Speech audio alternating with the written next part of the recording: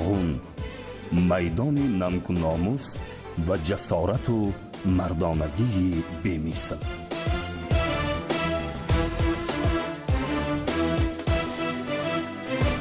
راغون نتیجه زحمت و فعالیت شرفمندانه پیشوای ملت و باوری و اعتماد مردم سربلند تاجیک به عزم و اراده بنیادکاری سرور دولت.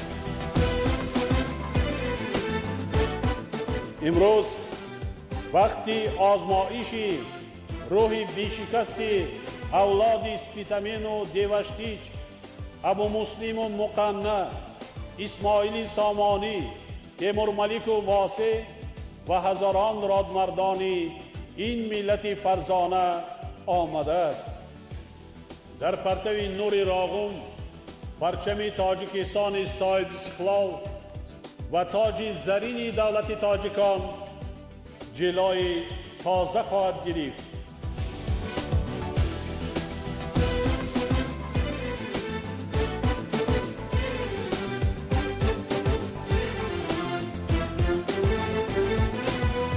راغون روزی روشن و پرنوری مردم تاجیک و پایدیواری اساسی رسیدن به آرمان‌های ملی و فردای درخشان تاجیکستان.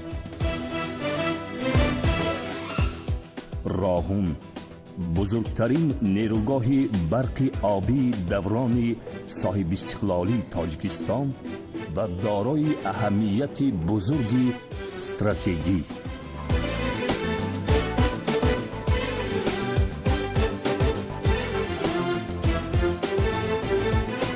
راغون عمر نارک از 100 سال دیگه دراز میکنه.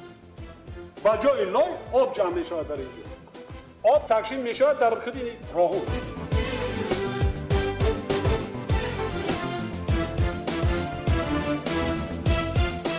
راغون فردای درخشان وطن اجدادی و تامین کننده پیشرفت و ترقیات تاجیکستان.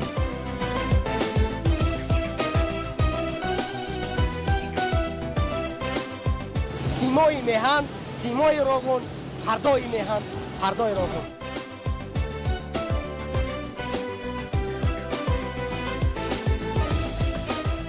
راغون دلیل عزم و اراده قوی و تلاش و اقدام‌های بی‌سابقه بنیادکاری پیشوای معظم ملت در راه سعادت ملت و دولت.